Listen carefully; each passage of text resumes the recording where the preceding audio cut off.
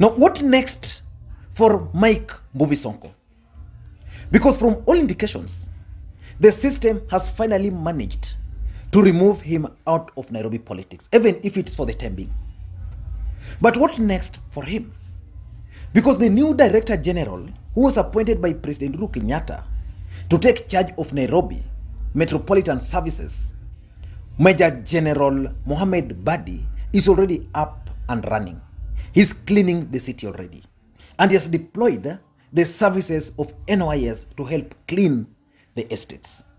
That's the first signal that Mike Sonko is being pushed out of Nairobi politics. And today, President Uhuru Kenyatta led the nation in the national prayer service at State House in Nairobi. And I observed one thing. In fact, when that prayer started, I was very keen on the presence of two people. I was keen on the presence of Mike Sonko. And I was also keen on the presence of the Director General, Mohamed Badi, and the sitting arrangement they were going to occupy. And I was keenly following the photos which were being shared by State House. And sadly, Mike Sonko was nowhere. I didn't see any photo of Mike Sonko. I'm still not sure whether he attended that event because I didn't follow it live. I was following through the State House official handle. So I'm not sure whether Mike Sonko was there, but the State House opted not to share his photos. But let us look at the sitting arrangement at that event, how they were. There was President Uhuru Kenyatta. Then to his left, there was William Samoei Ruto, who is the second in command. Then there was Raila Odinga, who is the third in command, having been the Prime Minister of the Republic of Kenya. Then there was Kalonzo Musyoka, having been the Vice President of Kenya. Then after Kalonzo Musyoka, there was Musalia Mudavadi, also because he has been the Vice President of the Republic of Kenya. Then after Musalia Mudavadi, there was Wycliffe Oparanya. In an ideal situation, if Mike Sonko was still the governor, he would have sat in the same row with those people. But he wasn't there. I've also looked for the photos where the image of Major General Mohamed Badi is, but I'm yet to land in any of them. But because he's the current Director General of the Nairobi Metropolitan Services, probably he was somewhere. But I'm yet to lay my hands on those photos. So that tells you that Mike Sonko no longer enjoys power in Nairobi. But what next for him? In my view, Mike Sonko has the following options. Things he must do to continue being relevant. Number one, the first thing Mike Sonko must do is to escalate his philanthropic activities in Nairobi and outside Nairobi. That's the only way out for Sonko. We all know that Sonko made a name because of his philanthropic activities. He was seen to be someone who was pro-poor, helping the poor in the slums in Nairobi and outside Nairobi. That's why most Kenyans are always comfortable sharing their problems with Mike Sonko. That's why when there is a national issue, especially when someone is suffering from a disease or something, people are normally very quick to tag Mike Sonko. And at the end of the day, he always finds solutions to some of those people. But one thing he must do, because his stronghold is the slums and the poor people, Mike Sonko must not forget these people. He must keep contact with them. He must continue providing water to the needy in the slums, because he used to do this even before he was the governor. I am not sure whether the system managed to freeze his accounts or not. Maybe if the accounts were frozen, then that would change the equations. But if those accounts are still active, then I think Mike Sonko should move fast and escalate his philanthropic activities just to remain relevant. So in my view, that's the first thing he must do. Just a minute. The second thing Mike Sonko must do, and this as a matter of urgency, is to focus on clearing his name, especially as far as several court cases he's facing in court. And one of them is the corruption allegations he's facing in court. If he has any pending case in court, Mike Sonko must use this opportunity to clear his name. Because the system might say, okay, they just wanted to punish Mike Sonko for now. But they will allow him to run in 2022. But if he won't clear his name, then that opportunity will not come to him. So he must start working on clearing his name right now. Mike Sonko has this... sorry, there was lighting problem. I was saying Mike Sonko must focus on clearing his name. For example, there's this case of Shimo Latewa. Is the case still active? Because the system has been trying to revive it. So if the case is active, why can't Mike Sonko look for a lawyer, go to court, and clear that case, if it's possible?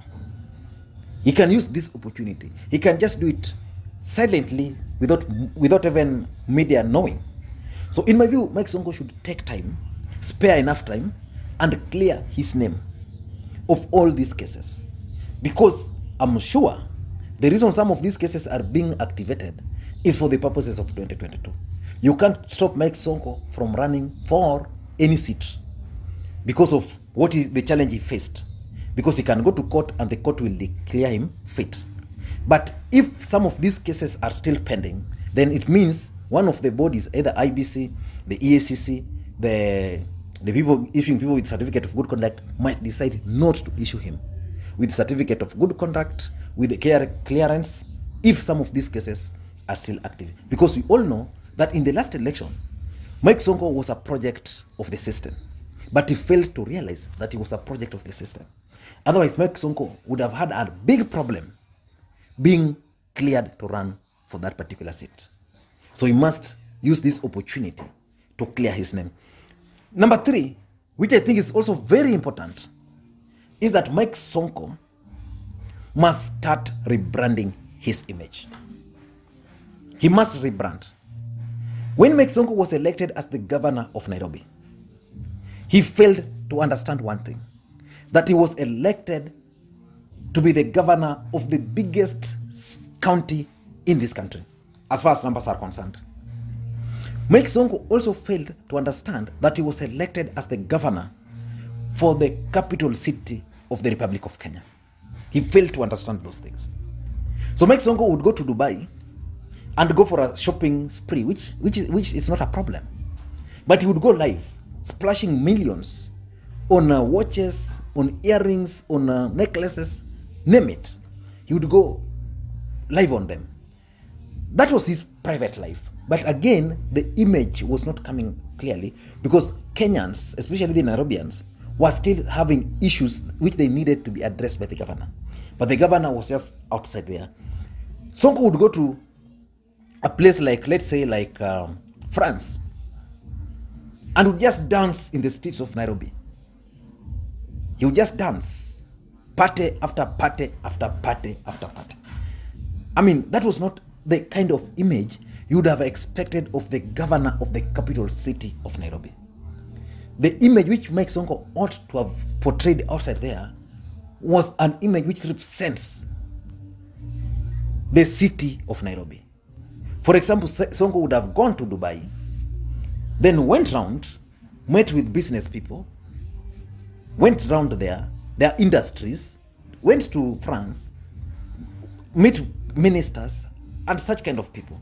Not just to be seen to be partying. Images coming from those events are Mike Sonko in disco clubs, being praised by some DJs there, you know. In my view, Mike Sonko must work on his brand. At least immediately he became the governor, he tried as much as possible to be seen as a governor. Mike Sonko started putting on suits, putting on nice hairstyles and like that.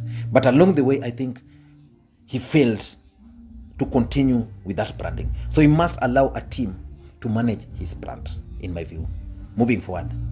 Number 4, Sonko must also start working on teamwork. There's not a single individual in this world who has succeeded as an individual.